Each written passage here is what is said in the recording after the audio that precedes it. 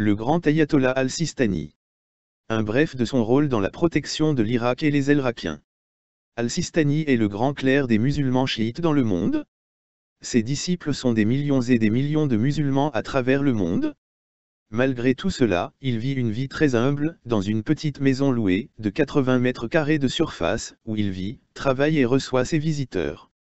Connaissance, sagesse et foi. Il a dit, je n'ai aucun espoir dans la vie, sauf de voir les Irakiens devenir grands. Son rôle dans la protection de l'Irak et des Irakiens. Ne pas s'engager dans une action politique. Insister pour construire un État civil. Insister pour que les Irakiens rédigent eux-mêmes leur propre constitution. Insister pour organiser des élections, selon le recensement des cartes de rationnement, au lieu de reporter jusqu'au recensement de la population. Ne soutenant pas une certaine liste électorale, se tenant à la même distance de tous. A exhorté les Irakiens à élire les meilleurs. Il a ordonné aux travailleurs du domaine religieux de choisir de continuer leur travail religieux ou de partir pour un travail politique. Soulignant la résistance pacifique à l'occupation. N'a pas accepté d'accrocher ses photos dans les bureaux gouvernementaux et les postes de contrôle. Toujours opposé à toute vengeance chiite contre les attaques des autres et a appelé à la retenue, et exhorté à utiliser la loi et le pouvoir judiciaire au lieu de se venger. Défendait toutes les composantes de l'Irak, pas seulement les chiites. Rapidement rentré d'un traitement médical en 2004, il a appelé à un rassemblement de masse pour arrêter les combats à Najaf et protéger le sanctuaire de l'imam Ali. Apaiser la colère et prévenir les conflits après le bombardement du sanctuaire al-Askari à Semar en 2006, dans une déclaration conjointe avec les autres grands clercs de Najaf.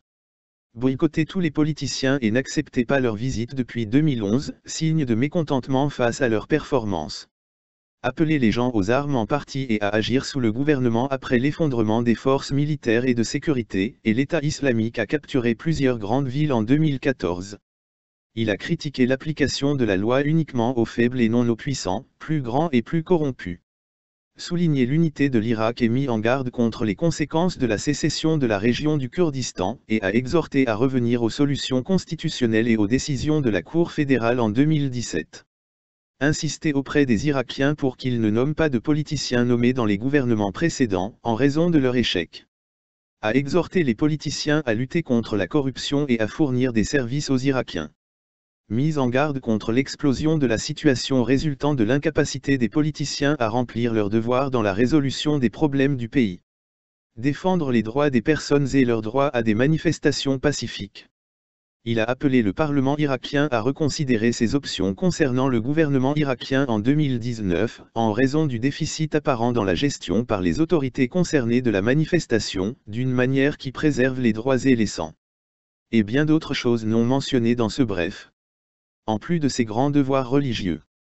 Malgré il est le plus grand clerc et son grand nombre d'adeptes dans le monde entier, il a dit, je suis ton serviteur, celui qui m'accepte me fait une faveur.